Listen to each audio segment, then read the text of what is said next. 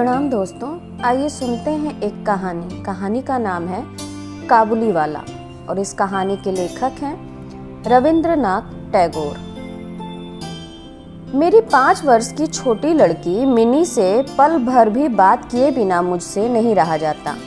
दुनिया में आने के बाद भाषा सीखने में उसने सिर्फ 1 ही वर्ष लगाया होगा। उसके बाद से जितनी देर तक सो नहीं पाती, उस समय तक का एक पल भी वह चुप्पी में नहीं खोती। उसकी माता बहुधा डांट फटकार कर उसकी चलती हुई जुबान बंद कर देती है, किंतु मुझसे ऐसा नहीं होता। मिनी का मौन मुझसे ऐसा अस्वाभाविक सा प्रतीत होता है कि मुझसे वह अधिक देर तक सहा नहीं जाता, और यही कारण है कि मेरे साथ उसके भावों का आदान प्रदान कुछ अधिक उत्साह के साथ होता रहता है। सवेरे मैंने अपने उपन्यास के 17वें अध्याय में हाथ लगाया ही था कि इतने में मिनी ने आकर कहना प्रारंभ कर दिया, बाबा, रामदयाल दरबान कल काक को कौवा कहता था, वह कुछ भी नहीं जानता है ना बाबा। विश्व की भाषाओं की विभिन्नता के विषय में मेरे कुछ बताने से पहले ही उसने दूसरा प्रसंग छेड़ दिया।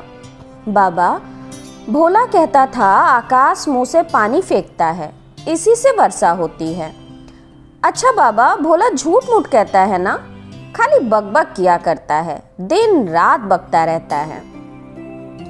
इस विषय में मेरी राय की तनिक भी राह ना देखकर वह चट से धीमे स्वर में एक जटिल प्रश्न कर बैठी, बाबूजी, माँ तुम्हारी कौन लगती है? उसके इस प्रश्न का उत्तर देना किसी भंवर में फंसने के बराबर था, इसलिए मैंने उसका ध्यान हटाने के लिए कहा, मिनी, तू जा भोला के साथ खेल, मुझे अभी काम है। अच्छा। मेरी बात पर ध्यान दिए बिना उसने मेरी मेज के पार्श्व में पैरों के पास बैठकर अपने दोनों घुटने और हाथों को हिला हिलाकर बड़ी शीघ्रता से मुंह चलाते हुए अटकन बटकन दही चटाके कहना प्रारंभ कर दिया। जबकि मेरे उपन्यास के अध्याय में प्रताप सिंह उस समय कंचनमाला को लेकर रात के गहरे अंधेरे में बंदी गृह के ऊंचे झरोखे से नीचे कलकल करती हुई सरिता में कूद रहा था। मेरा घर सड़क के किनारे था। सहसा मिनी अपने अटकन बटकन को छोड़कर कमरे की खिड़की के पास दौड़ गई और जोर जोर से चिल्लाने लगी, काबुली वाला, ओ काबुली वाला। मैले कुचले ढीले कपड़े पहने, सिर पर साफा बांधे, कंधे पर सूखे फलों की मैली झोली लटकाए, हाथ में अंगूरों की कुछ पिटारियां लिए एक लंबा तगड़ा काबुली धीमी सी चाल से सड़क पर जा रहा था। उसे देखकर मेरी छोटी बेटी के हृदय में कैसे भाव उदय हुए यह बताना असंभव है। उसने जोरों से पुकारना शुरू किया।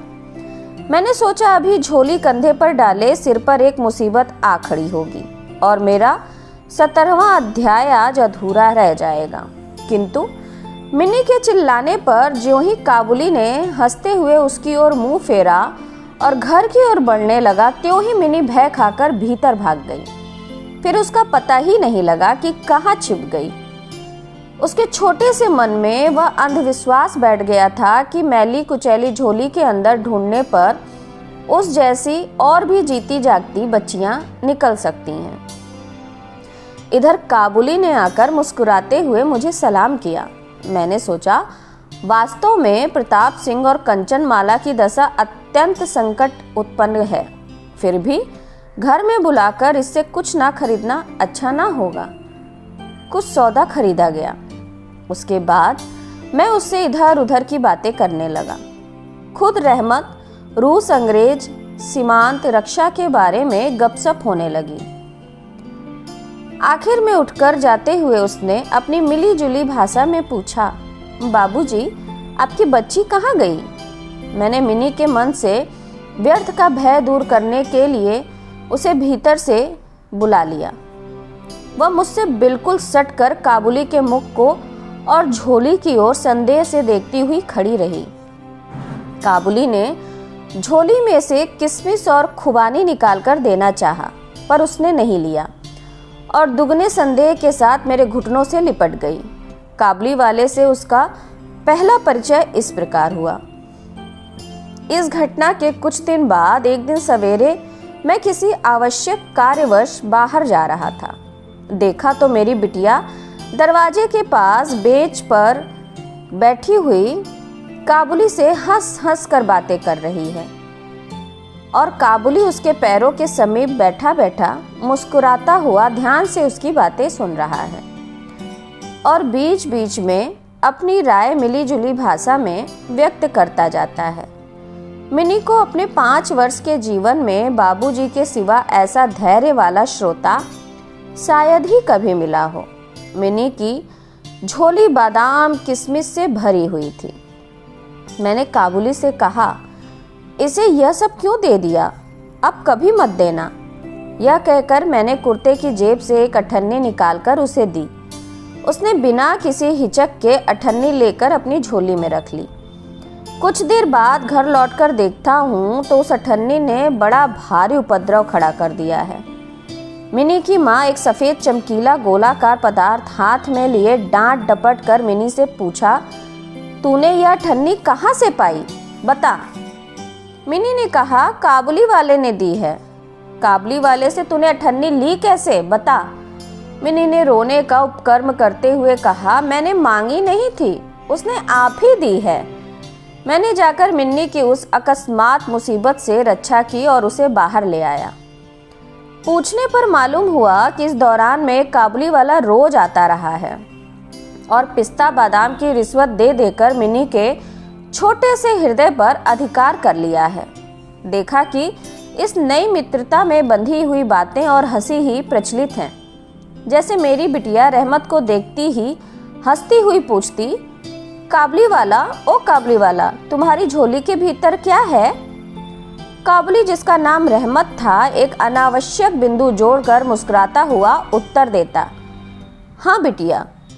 उसके परिहास का रहस्य क्या है यह तो नहीं कहा जा सकता, फिर भी इन नए मित्रों को इससे तनिक विशेष खेल सा प्रतीत होता है। और जाड़े के प्रभात में एक सयाने और एक बच्ची की सरल हंसी सुनकर मुझे भी बड़ा अच्छा लगता। उन दोनों मित्रों में और भी एक आध बात प्रचलित थी। रहमत मिनी से कहता, तुम ससुराल कभी नहीं जाना। अच्छा, हमारे देश की लड़कियां जन्म से ही ससुराल शब्द से परिचित रहती हैं, किंतु हम लोग कुछ नई पीढ़ी के होने के कारण इतनी सी बच्ची को ससुराल के विषय में विशेष ज्ञानी नहीं बना सके थे। अतः रहमत का अनुरोध वह स्पष्ट रूप से नहीं समझ पाती थी। इस पर भी किसी बात का उत्तर दिए बिना चुप रहना उसके स्वभाव के बिल्कुल ही विरुद्ध था। उल्टे वह रहमत से ही पूछती, तुम ससुराल जाओगे? रहमत काल्पनिक ससुर के लिए अपना जबरदस्त घूंसा तान कर कहता, हम ससुर को मारेगा। सुनकर मिन्नी ससुर नाम की किसी अनजाने जीव की दुर्व्यवस्था की कल्पना करके खूब हंसती। देखते देखते जाड़े की सुहावनी ऋतु आ गई। पूर्व युग में इसी समय राजा लोग दिग्विजय के लिए कूच करते थे। मैं कलकत्ता छोड़कर कभी कहीं नहीं गया, शायद इसलिए मेरा मन ब्रह्मांड में घूमा रहता है, यानी मैं अपने घर में ही चिर प्रवासी हूँ।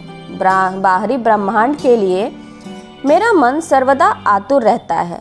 किसी विदेश का नाम आगे आते ही मेरा मन वहीं की उड़ान भरने लगता। इसी प्रकार किसी विदेशी को देखते ही तत्काल मेरा मन सरिता पर्वत बीहड़ वन के बीच में एक कुटीर का दृश्य देखने लगता है और एक उल्लासपूर्ण स्वतंत्र जीवन यात्रा की बात कल्पना में जाग उठती है। इधर देखा तो मैं ऐसी प्रकृति का प्राणी हूँ जिसका अपना घर छोड़कर बाहर निकलने में सिर कटता है। यही कारण है कि सवेरे के समय अपने छोटे से कमरे में मेज के सामने बैठकर उस काबुली से गपशप लड़ाकर बहुत कुछ भ्रमण का काम लिया गया जान पड़ता है। मेरे सामने काबुल का पूरा चित्र खिंच जाता है। दोनों ओर उबड़ खाबड़ लाल लाल ऊंचे दुर्गम पर्वत हैं और रेगिस्तानी मार्ग। उन पर लदे हुए ऊंटों की कतार जा रही है। ऊंचे ऊंचे साफे बांधे हुए सौदागर और यात्री कुछ ऊंट की सवारी कर रहे हैं तो कुछ पैदल ही जा रहे हैं। किन्हीं के हाथों में बर्छा है तो कोई बाबा आदम के जमाने की पुरानी बंदूक थामे हुए है। बादलों की भयानक गर्जन के स्वर में काबुली लोग मिली जुली भाषा में अपने देश की बातें कर रहे हैं। मिनी की माँ बड़ी वहमी तबीयत की है। राह में किसी प्रकार का शोरगुल हुआ नहीं कि उसने समझ लिया संसार भर के सारे मस्त शराबी हमारे ही घर की ओर दौड़े आ रहे हैं। उसके विचारों में यह दुनिया इस छोर से उस छोर तक चोर, डकैत, मस्त शराबी, सांप, बाघ, रोगों, मलेरिया, तिलचट्टे और अंग्रेजों से भरी पड़ी है। इतने दिन हुए इस दुनिया में रहते हुए भी उसके मन का यह रोग दूर नहीं हुआ। रहमत काबुली की ओर से भी वह पूरी तरह निश्चिंत नहीं थी। उस पर उसने विशेष नज़र रखने के लिए मुझसे बार बार अनुरोध किया था।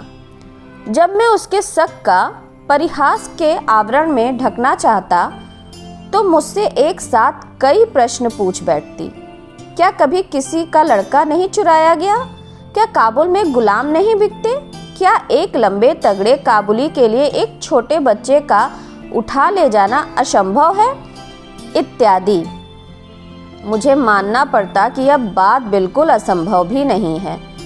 भरोसा करने की शक्ति सब में समान नहीं होती। अतः मिनी की माँ के मन में भय ही रह गया। केवल इसलिए बिना किसी दोष के मैं रहमत को अपने घर में आने से मना ना कर सका। हर वर्ष रहमत माघ मास में लगभग अपने देश लौट जाता है। इस समय वह अपने व्यापारियों से रुपया पैसा वसूल करने में तल्लीन रहता है। उसे घर घर दुकान दुकान घूमना पड़ता है। फिर भी मिनी से उसकी भेंट एक बार अवश्य हो जाती है। देखने में तो ऐसा प्रतीत होता है कि दोनों के मध्य किसी षड्यंत्र का सिरी गणेश हो रहा है। जिस दिन वह सवेरे नहीं आ पाता उस दिन देखूं तो वह संध्या को हाजिर है। अंधेरे में घर के कोने में उस ढीले ढाले जामा पाजामा पहने झोली वाले लंबे तगड़े आदमी को देखकर सचमुच ही मन में अचानक सा भय पैदा हो जाता है। जब देखता हूँ कि मिनी ओ काबुली वाला पुकारती हुई हंसती हंसती दौड़ी आती है और दो भिन्न भिन्न आयु के असम मित्रों में वही पुराना हास परिहास चलने लगता है, तब मेरा हृदय खुशी से नाच उठता है। एक दिन सवेरे मैं अपने छोटे कमरे में बैठा हुआ नई पुस्तक के प्रूफ देख रहा था। जाड़ा विदा होने से पूर्व आज 2-3 दिन खूब जोरों से अपना प्रकोप दिखा रहा है। जिधर देखो उधर उस जाड़े की ही चर्चा है। ऐसे जाड़े पाले में खिड़की में से सवेरे की धूप मेज के नीचे मेरे पैरों पर आ पड़ी। उसकी गर्मी मुझे अच्छी प्रतीत होने लगी।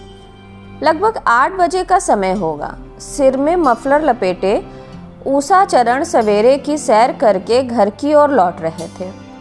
ठीक इस समय राह में एक बड़े जोर का शोर सुनाई पड़ा। देखूं तो अपने उस रहमत को 2 सिपाही बांधे लिए जा रहे हैं। उनके पीछे बहुत से तमाशाई बच्चों का झुंड चल रहा था।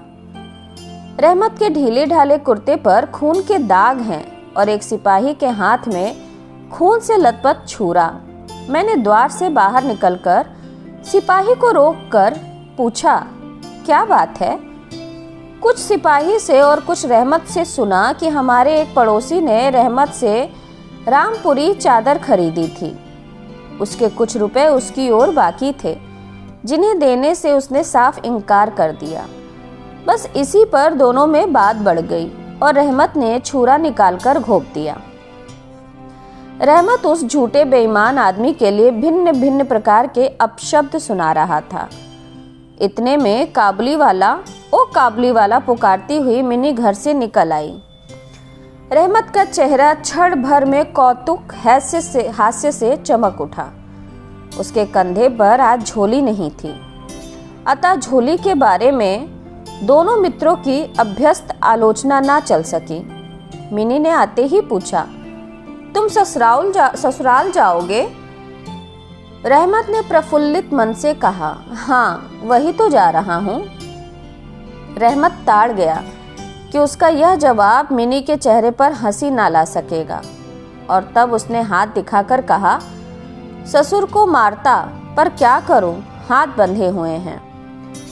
छुरा चलाने के जुर्म में रहमत को कई वर्ष का कारावास मिला। रहमत का ध्यान धीरे धीरे मन से बिल्कुल उतर गया। हम लोग अब अपने घर में बैठकर सदा के अभ्यस्त होने के कारण नित्य के काम धंधों में उलझे हुए दिन बिता रहे थे। एक स्वाधीन पर्वतों पर घूमने वाला आदमी कारागार की प्राचीरों के अंदर कैसे वर्ष पर वर्ष काट रहा होगा, यह बात हमारे मन में कभी उठी ही नहीं। चंचल मिनी का आचरण तो और भी लज्जाप्रद था। यह बात उसके पिता को भी माननी पड़ेगी। उसने सहज ही अपने पुराने मित्रों को भुलाकर पहले तो नबी सईस के साथ मित्रता जोड़ी, फिर क्रमशः जैसे जैसे उसकी वयोवृद्धि होने लगी वैसे वैसे सखा के बदले एक के बाद एक उसकी सखियां जुटने लगीं। और तो क्या, अब वह अपने बाबा के लिखने के कमरे में भी दिखाई नहीं देती।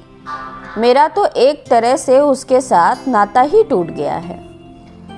कितने ही वर्ष बीत गए। वर्षों बाद आज फिर शरद ऋतु आई है। मिनी की सगाई की बात पक्की हो गई। पूजा की छुट्टियों में उसका विवाह हो जाएगा। कैलाश वासिनी के साथ साथ अब की बार हमारे घर की आनंदमयी मिनी भी माँ बाप के घर में अंधेरा करके ससुराल चली जाएगी। सवेरे सूर्यदेव बड़ी सज धज के साथ निकले। वर्षों के बाद शरद ऋतु की यह नई नवल धूप सोने के सुहागे का काम कर रही है। कलकत्ता की सकरी गलियों में परस्पर सटे हुए पुराने टूटे फूटे घरों के ऊपर की इस धूप की आभा ने एक प्रकार का अनोखा सौंदर्य बिखेर दिया है। हमारे घर पर सूर्यदेव के आगमन से पूर्व ही सहनाई बज रही है। मुझे ऐसा प्रतीत हो रहा है जैसे यह हृदय की धड़कनों में से रो रो कर बज रही हो। उसकी करुण भैरवी रागनी मानो मेरी विच्छेद पीड़ा को जाड़े की धूप के साथ सारे ब्रह्मांड में फैला रही है। मेरी मिनी का आज विवाह है। सवेरे से घर बवंडर बना हुआ है। हर समय आने जाने वालों का तांता बंधा हुआ है। आंगन में बांसों का मंडप बनाया जा रहा है। हर एक कमरे और बरामदे में झाड़ फानुस लटकाए जा रहे हैं और उनकी टक टक की आवाज मेरे कमरे में आ रही है। चलो रे, जल्दी करो, इधर आओ की तो कोई गिनती ही नहीं है। मैं अपने लिखने पढ़ने के कमरे में बैठा हुआ हिसाब लिख रहा था। इतने में रहमत आया और अभिवादन करके खड़ा हो गया। पहले तो मैं उसे पहचान ना सका। उसके पास ना तो झोली थी और ना पहले जैसे लंबे लंबे बाल और ना चेहरे पर पहली जैसी दिव्य ज्योति ही थी। अंत में उसकी मुस्कान देखकर पहचान सका कि वह रहमत है।